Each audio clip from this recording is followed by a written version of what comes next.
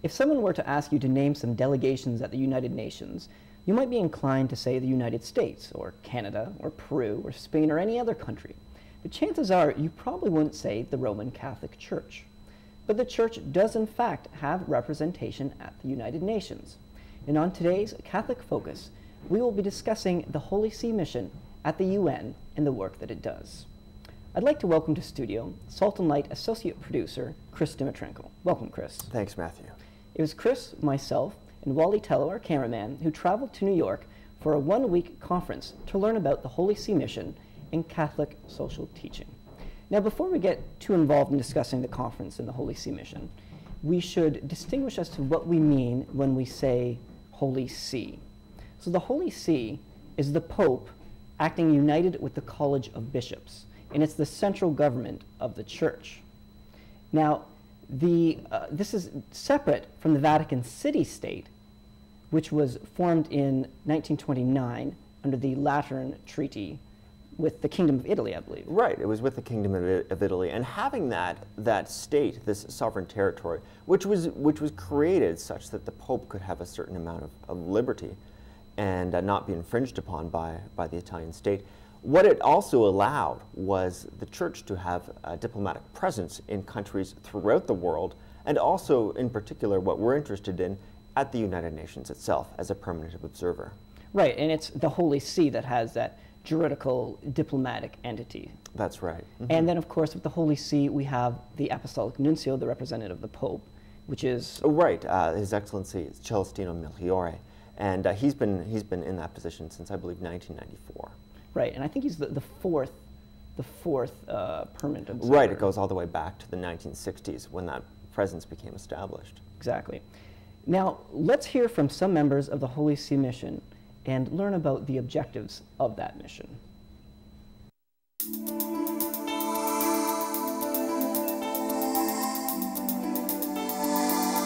There are really two international organizations, the United Nations and the Catholic Church. You find each of these organizations in every corner of the world, probably with a very sincere and a very similar mission, that is to make the world a better place, to build up the common good, to ensure the rights and the responsibilities of people, to take care of the most needy, to do what we can to give all people the opportunity to live and to work in peace. The Holy See has a relationship with the UN as a state. As a permanent state under international law, they have the ability to enter into international organizations, enter into state relations through bilateral agreements. Now at the United Nations, they're considered a state, but we're of the observer state status. Now as an observer state, we don't have the ability to vote, but we do have the ability to participate in the discussions, the negotiations, the outcomes, and to take the floor at the General Assembly during the fall when they have heads of states come in. Our leaders and heads of states, whether it be the Secretary of State, would come in and make interventions to the entire room and to the floor. So we have many of the same privileges that permanent states have, other than the ability to vote and to serve on different committees and such. The Holy See mission of the United Nations participates in the debate on the general issues that we debate at the United Nations, like disarmament, eradication of poverty, rights of children, women's issues, migrants. I often say we're not a one-trick pony. We like to address all issues. So we address things like HIV/AIDS, but we also address development. We also address human rights. Because you can't address one and leave one off. You can't, it's the equivalent of a three-legged stool and leaving one of the legs off.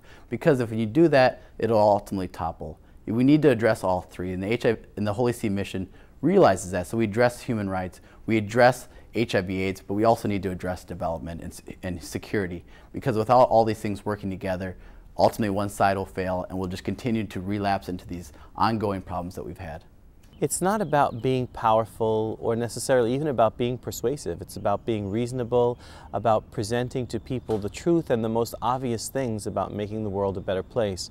And that credibility is substantiated because we don't have an agenda. There's no economic benefit for us. There are no military benefits or concerns for us. It's really about trying to provide the opportunity for each person who lives in the world to have a better life, to have the access to the resources that they're entitled to. And that's particularly the case for those who are vulnerable, those who are sick, those who are elderly, those who may not have someone to stand up for them. And so our lobbying efforts are much more about bringing light on what's obvious, not necessarily creating something that doesn't really exist. And it's really to provide a moral voice at the United Nations. It's not so much where many states have self-interest. The Holy See is unique in its ability to have a general interest. They have an interest of people, the interest of the Catholic Church as a whole, but generally is the humanity and the need for a moral voice at the United Nations for all the states.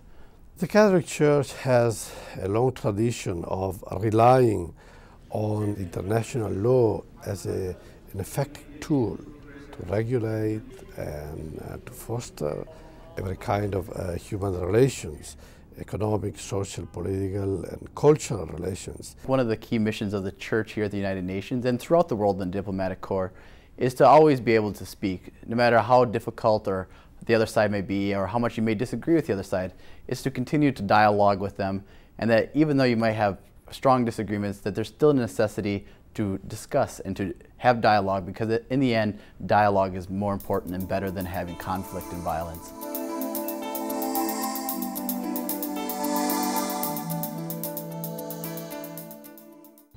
So as viewers can see, the Holy See Mission is certainly involved in the international stage.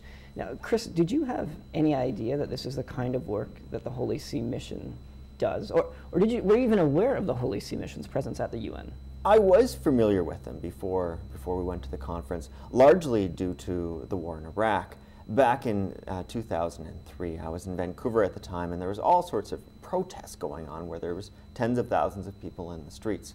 And they didn't seem to be having any influence on the build-up to the war. And certainly me as an individual then, what could I do? Not very much. But I could take solace in that I saw that the Church, through the United Nations, actually was trying to get the message of peace out there. And it was Archbishop Migliore who was making the address to the United Nations, the case to slow down this build-up to the war. Actually, on the very same day, they were invited to speak as when Colin Powell made the infamous slam dunk address before the General Assembly. So we were right there.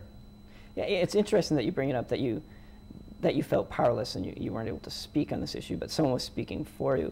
And I know in speaking with some of the members of the Holy See Mission, they refer to themselves as almost providing a voice for the voiceless. So it must have been quite consoling to know that there's someone out there who's thinking like you are and presenting this to world leaders. Oh, certainly, yeah, certainly. Now, what was it that most surprised you about what the Holy See Mission does? I think what most surprised me wasn't what they did, but how they did it. I think when people think of an embassy, people are very familiar with, for example, the American Embassy in Ottawa on Sussex Drive, this huge sprawling complex.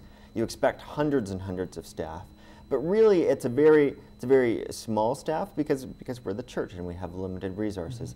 And yet very similar to those initial 12 disciples going out into the world, you've got a small number of people who are able to make an incredible amount of difference in terms of being a very well-respected voice in the world, and people wanting to hear this message that they had. It shows that you don't need armies and armies of people, but if you have committed, quality people, that you can get a lot done. Exactly. The Vatican has no army. It's simply got a message, and yet people want to hear from them nonetheless. And one of the groups that's responsible at helping the Holy See Mission spread this message is the Path to Peace Foundation.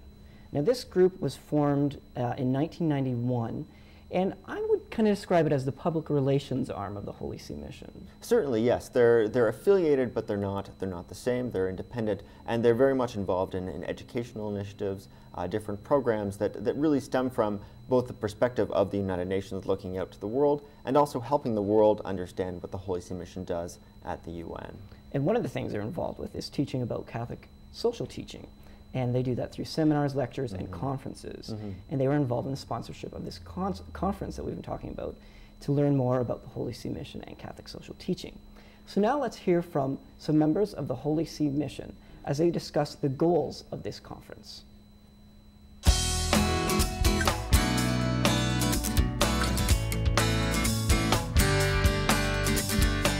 The purpose of this symposium is to give a number of students from universities and colleges an exposure to the social thought of the Catholic Church.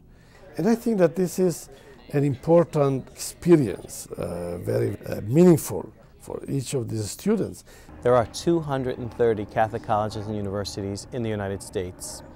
There are 6,000 colleges and universities altogether. The Catholic colleges and universities represent 1 million Catholic college students in our own institutions. These 50 students have been selected by their own presidents to come to see and to experience first-handedly the work of the Church for two reasons. First, I think to give them reassurance that the Church is engaged in the mission of the world, and secondly, to encourage them, to inspire them to want to pick up some of the work that we do and to make it grow in their own local communities. This conference is especially important for college students because they're going to be the leaders of tomorrow. Whether they work in the church or not, whether they work in finance or accounting or in law or philosophy or theology, they're going to influence the governments of the world, the markets of the world, and so to be able to do that with an understanding of what it means to be a global community, what it means to think and act with a conscience in business as well as in their personal lives. That's what this conference is all about, to be able to help them to see the bigger picture of the world and of the church. I think it's empowering for not only the mission, but also for the United Nations, but ultimately hopefully for a greater community as these young students take this home and try to incorporate it into their daily lives, whether it be establishing Catholic social thought groups at campuses, or just understanding that the church is a global place and has global ideas. The college students that have come here never cease to amaze me. They're very bright individuals and incredibly gifted. But I think what they see here too is the limitations of their own gifts and the limitations of one person. What they see is that it takes more than one person. It takes a community of people acting on a global level to be able to moderate any kind of change. They start to realize of how little they actually know. And they start to realize that the church does more than just operate on a diocesan level or a parish level, that the church is really playing a very important role in the world. And they see that now. And so I don't think they'll ever look at the church the same when they leave this past week. That when you say, what is the Catholic Church? The Catholic Church isn't just where I go to Mass on Sunday. The Catholic Church is a place that operates on the world scene, influencing governments around the world to make better policies for the promotion of life. That's what they're learning while they're here. So it's certainly an ambitious project to teach these young people about the Holy See mission, about Catholic social teaching. And we went down as part of covering the event for Salt and Light Television, but we were still participating in a way, and we talked a lot about what our expectations were. And so what were some of the questions that you had coming into the conference that you wanted answered? My two questions were probably the questions that were shared with all the participants, namely, the church seems to be investing a lot in the United Nations. Why is it doing that? Is the United Nations effective at accomplishing its goals of peace and development throughout the world? And secondly, when the church does have a voice there, will the world actually listen? So those were my two big questions. Yeah, they were my questions as well, because, I mean, you can be kind of cynical and wonder, well, the church's there presenting this moral voice. Does anyone really care? Does anyone want to hear? And I found that just the speakers that we had and speaking with some of the ambassadors and even the participants, that people are interested in hearing what the church has to say. I don't know if that was your experience also? It was. The church certainly has a respected voice. And in terms of the effectiveness of the UN, certainly there were criticisms. And the American ambassador came and he presented many of the reasons why there's been some tension between the United Nations and the US. And really none of the ambassadors were saying that the United Nations was a perfectly functioning organization. There are some problems and some conflicts within the way the Security Council works. And yet at the same time, it's the only international institution that is bringing everyone to the table. It's larger than the G8. It's larger than NATO. Everyone is coming to the table, and many people seem to have goodwill. You know, and I did appreciate the honesty of the people saying that, you know, we know it's not functioning as best as it could, but we're not going to throw it out. We're not going to get rid of it. We're going to try and improve it. Well, really, many of the aims of the United Nations are very much reflective of those of the church. Yes. And you can look at the areas of difference, particularly in terms of family planning and population control, areas like that. But when you look at the areas of similarity in terms of looking for a multilateral approach to peace, in terms of looking at, you know, fair trade and international development, these are very much the goals of the church. Yes. And so there's so many parallels there that of course the church would want to work with it. Yes. Now let's shift directly to the conference. Who were some of the speakers that caught your attention? Certainly the speakers that were maybe the most divisive with the participants were Senator Douglas Roach, who's a senator from Canada, actually, and as well the Archbishop Chaput from Denver. And really, you could say there were two sides of the same coin, because Senator Roach was talking about how we need to find a language of human rights and a language of values that can transcend religion, so that we can be able to communicate with people from other cultures. And Archbishop Chaput was talking about religious tolerance and saying that for religious tolerance we need not water down our Catholic message. Yes. But we can learn to respect other people's differences. Yes. And still find some common language within that. So really, if you put them together, you get one cohesive message, but many of the students found that difficult. Yeah, I thought that was wise on the planner's part to kind of provide these speakers that some people may not agree with, others will. So there's a bit of tension in it, and it promotes debate and discussion. And there was a lot of that going on, I found, amongst the participants, and people were very interested in engaging each other and debating these different ideas. And very, very bold at debating with the presenters as well. Yes. There was a presenter from Catholic Relief Services. Yes. And very, very similar to Development and Peace in Canada, and as well Oxfam, which is known for looking to eliminate poverty through fairer trade. And a lot of the participants really grilled them with questions about, you know, whether fair trade is achievable, whether in our globalized society you can begin to eliminate poverty through the means that these organizations are advocating. And they were able to address all their questions. Yes. And there was this sense of hope. Yeah. The sense that really change in the world is actually achievable. Yeah. It's not something that's just this hippie ideal. Yep. But everyone seemed to believe that we were speaking to, that you could actually make a difference if you get enough people to agree. Yeah, and that reminds me of, we had an evening that was hosted by the World Youth Alliance.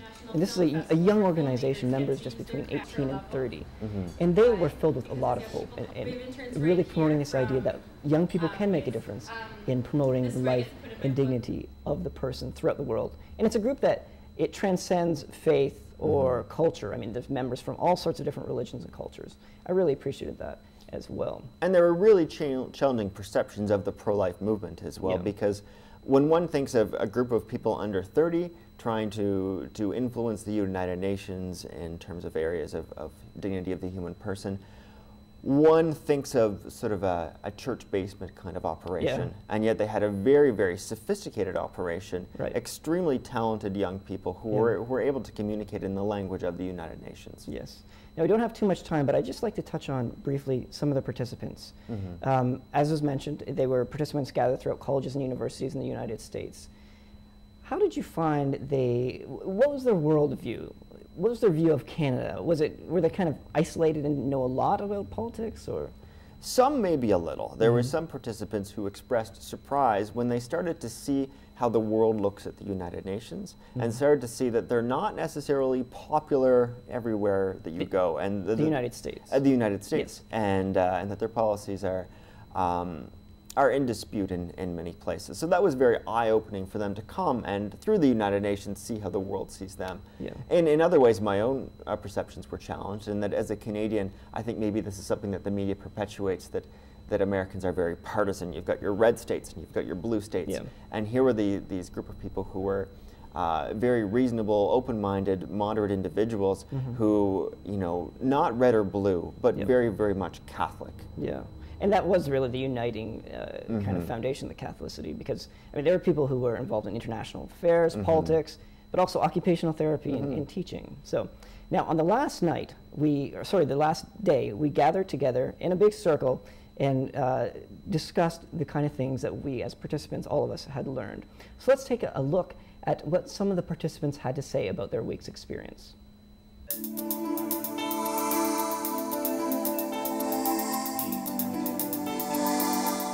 I've been a Catholic all my life, and I thought I knew, you know, the fundamental basis of our faith.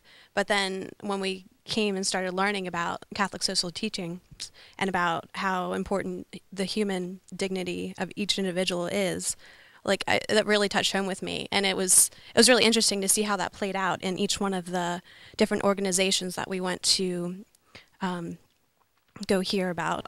I thought it was wonderful that we're all from so many different backgrounds and everything, but we still have that commonality of we're Catholic, and we're trying to find out how to take this back, what we're learning, to our communities and teach them what we learned and take that throughout our lives. One thing that I really enjoyed that I'm going to take back to my college is basically this vast network of Catholics.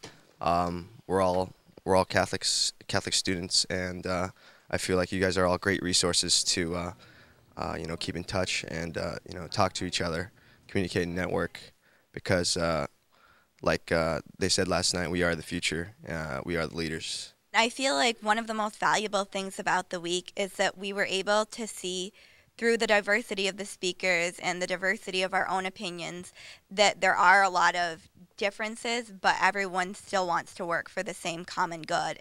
If nothing else, just learning that the Holy See has a representative in the United Nations and that we are affecting policy, like in and of itself, was worth the whole week to me, just to see that. I come from a very secular point of view, and when I came here I'm thinking, what exactly does the Holy See have to do with the UN? Why do we really have religion that's incorporated into international affairs? And I came here with a very, I guess, sort of cynical mindset, and being here was such a blessing for me because now I have a greater understanding of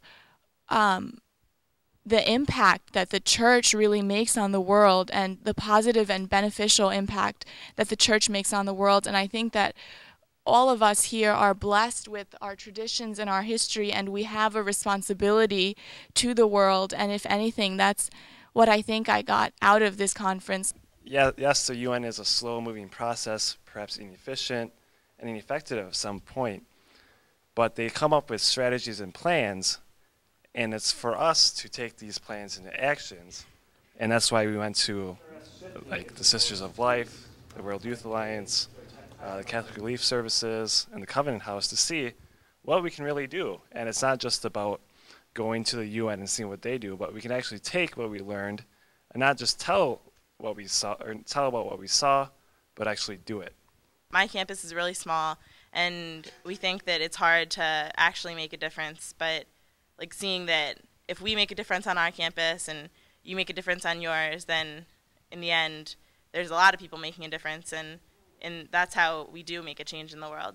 Probably my favorite part, though, was the talk by Archbishop Chapuis, and the reason that it was my favorite part was because he really brought these Catholic social thought principles down to us and made us realize how these practically apply to our lives. And that I think the most important point that I got was that we can't just be Catholics nominally, that it really has to make a difference in the way that we live our lives on every level. And it's not enough to just go to church on Sunday and to say that you're Catholic. I mean, really, this is a different way of looking at the world.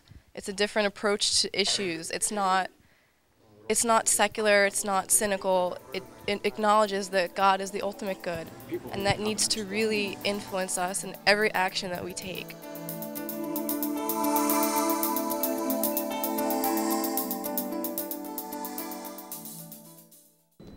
So certainly listening to the participants, it sounded like a lot of perceptions had in fact changed about the church and about the Holy See mission. Kris, did you find that your perceptions of the church had changed at all? What really changed for me was an increased appreciation for the role of Catholics involved in politics, involved in the Holy See mission, involved in international relations. We learned this week that the world is listening. The United Nations wants to hear our voice. So we need Catholics to step up to the plate and be willing to make those sacrifices that are involved in this. Really, it's a small V vocation. Yes, and you know, I was really touched by the fact that the church is very much a global community, and that the United Nations is a family of nations, and we're part of that, and people want to hear what we have to say, as you said. And I think we are bringing a message of hope that you had referred to in our last segment. So Kris, I want to thank you for joining us for this episode of Focus. Thank you, Matthew. And if you would like more information on the Holy See mission, you can visit their website at www.holyseemission.org. And if you'd like to learn more about the social teaching of the Catholic Church, you can order a copy of the Compendium of the Social Doctrine of the Church. You can find that online, and it's an extensive collection of the Church's social teaching. If you would like to purchase a copy of this episode of Focus or have any questions or concerns about it, be sure to email us at focus@saltandlighttv.org.